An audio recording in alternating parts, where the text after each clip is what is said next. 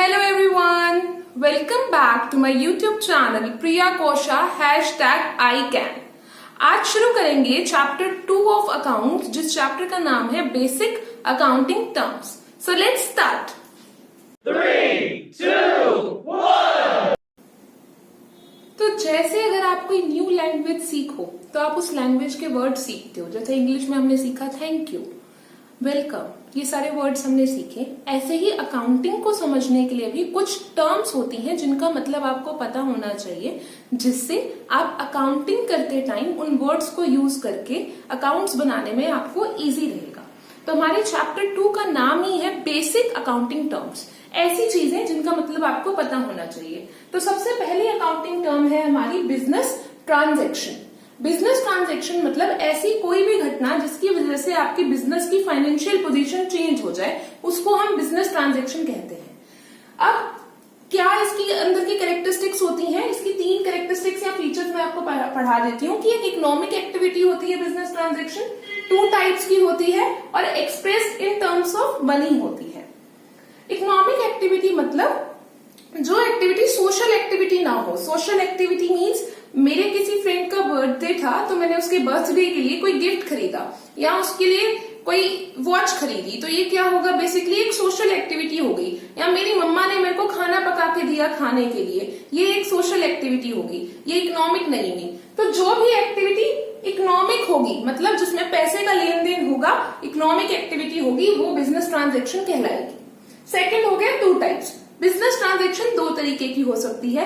एक, आपका बिजनेस दूसरे बिजनेस के साथ ट्रांजैक्शन करे तो उसको हम बोलेंगे एक्सटर्नल।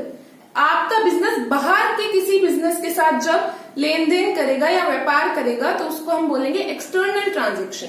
और एक होगी इंटरनल ट्रांजैक्शन, जब आप कोई इकोनॉमिक एक्टिविटी अपने बिजनेस के अंदर करेंगे तो वो आपकी हो जाएगी इंटरनल ट्रांजैक्शन। जैसे कि आपके पास कोई मशीनरी थी, उसकी वैल्यू आप साल दर साल कम करते जा रहे हो क्योंकि आप उसको यूज कर रहे हो, तो वैल्यू कम कर रहे हो उसकी हर साल, तो वो हो गई इंटरनल ट्रांजैक्शन।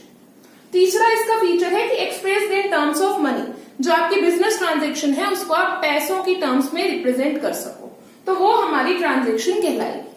सेकेंड हमारा टर्म है इवेंट। इवेंट की मैंने क्या डिफाइन लिखी है? कंसिक्वेंस और the result of the transaction. जो बिजनेस ट्रांजैक्शन हुई उसका जो रिजल्ट होता है उसको इवेंट कहते हैं। फॉर एग्जाम्पल, आपने सेल किया 5 लाख का सामान, 5 लाख का सामान आपने बेच दिया, जिसको बनाने में आपको 4 लाख रुपए लगे थे। तो ये सारी जो ट्रांजेक्शन्स हैं, ये ट्रांजेक्शन्स है, सेल करना, सामान को परचेज करना। पर सेल और परचेज के बाद जो आपका रिजल्ट आया, जो कॉन्सिक्वेंस निकला, उसका क्या हुआ कि 5 लाख का सामान खरीदा, 5 लाख का सामान बेचा जो 4 लाख में खरीदा था। 5 लाख का सामान बेचा जो 4 लाख में खरीदा था, तो जो 1 लाख बचा वो किसका हुआ? वो आपका हुआ, वो आपका प्रॉफिट हुआ। तो उसको बोलेंगे इवेंट, उसको बोलेंगे इवेंट। रिजल्ट हो गया आपकी ट्रांजेक्शन्स का, सेल और परचेज का रिजल्ट क्या हुआ? 1 लाख का प्रॉफिट, तो वो हमारा क्या हो गया? इवेंट। थर्ड हमारी टर्म है अकाउंट। बेटा मैंने आपको बताया था कि जब हम सारी ट्रांजैक्शंस को रिकॉर्ड करते हैं, रिकॉर्ड करने के बाद हम क्या काम करते हैं? हम उनको पर्टिकुलर एक अकाउंट में क्लासिफाई कर देते हैं। जैसे कि घनश्याम की जितनी भी आज तक की ट्रांजैक्शन हुई है या जितनी बार भी घनश्याम के साथ हमने डीलिंग की है, उसको हम एक जगह पे लिख देंगे, एक अकाउंट में लिख देंगे, तो उसी वर्ड को हम अकाउंट कहते हैं। Recording of all business transactions related to a particular person. किसी एक पर्टिकुलर पर्सन के साथ जितनी भी ट्रांजैक्शंस हुई उसको एक जगह पे लिखने को अकाउंट कहते हैं। किसी भी पर्टिकुलर पर्सन या किसी भी आइटम, सिर्फ पर्सन नहीं, कोई भी आइटम हो, चाहे मशीनरी हो, चाहे आपकी कोई भी लाइबिलिटी हो, लाइबिलिटी वर्ड का मतलब हम आगे समझेंगे।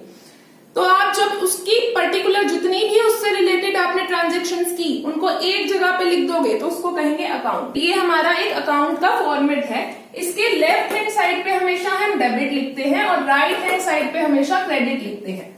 डेबिट,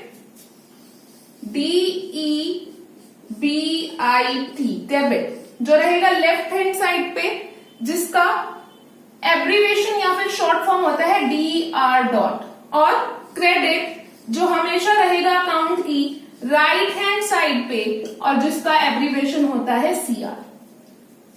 तो एक बार डिफाइन दोबारा पढ़ लेते हैं। Recording of all business transaction, जितनी भी बिजनेस ट्रांजेक्शन आपके बिजनेस में हुई किसी भी पर्टिकुलर पर्सन या पर्टिकुलर आइटम से रिलेटेड, चाहे किसी मशीनरी से रिलेटेड हुई। अब मैंने जो बनाया है यहाँ पे कैश अकाउंट, तो अब कैश जितनी बार आएगा जितनी बार जाएगा उसको मैं इस अकाउंट में रिकॉर्ड कर लूंगी, तो इसको हम बोलते हैं अकाउंट। डेबिट साइड और क्रेडिट साइड, जितनी बार भी कैश आया और गया, अभी तक हमने उसको मिक्स करके रिकॉर्ड किया था, पर जब हम क्लासिफाई करेंगे तो सारी कैश से रिलेटेड आइटम्स मैं इस अकाउंट में रिकॉर्ड कर लूंगी। Left hand side debit side, right hand side credit side. Debit की एब्रीवेशन DR, क्रेडिट की एब्रीवेशन CR। आज की हमारी लास्ट टर्म हम पढ़ेंगे कैपिटल। कैपिटल क्या होती है? Amount invested bye proprietor in a business. Proprietor मतलब जो बिजनेस का ओनर है। जो मुझे आज आपको मेन बात बतानी है वो ये है कि बेटा हमेशा आपको दिमाग में ये रखना है कि जो बिजनेस है और जो बिजनेस की फर्म है या जो आपकी कंपनी है वो अलग है और बिजनेस का ओनर अलग है। ये बात याद रखनी है कि जो बिजनेस की कंपनी है या जो आपकी कंपनी है वो एक अलग चीज है और जो उसका ओनर है वो अलग चीज है। तो जब ओनर हमें पैसा देता है, हमें मतलब कंपनी को या आपके बिजनेस को पैसा देता है, तो जो फर्म होती है वो उसको एक लायबिलिटी की तरह मानती है, क्योंकि फर्म को उस पैसे को एक तरीके से वापस करना होता है। किसको? प्रोप्राइटर को। प्रोप्राइटर मतलब बिजनेस के ओनर को। तो लिखा है amount invested by the proprietor या owner in a business for the firm, it is a liability towards the proprietor.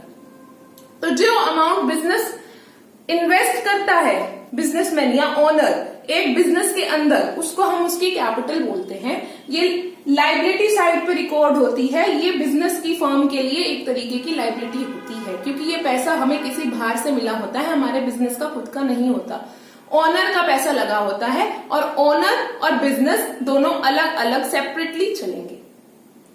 आपको इन 4 टर्म्स का मतलब समझ आ गया होगा। मैं ज्यादा बड़ी वीडियोस अभी नहीं बना रही हूँ, ये चैप्टर हम छोटी छोटी वीडियोस में ही कंप्लीट करेंगे। बहुत सारी टर्म्स हैं जिनको डेली हम 4 या 5 टर्म्स को समझेंगे, उनका मतलब समझेंगे और मैं आपसे वो टर्म्स इंट्रोड्यूस करूंगी। तब तक आप पढ़ते रहें, खुश रहें, अपना ध्यान रखें और खूब सारी मेहनत करें। Bye everyone.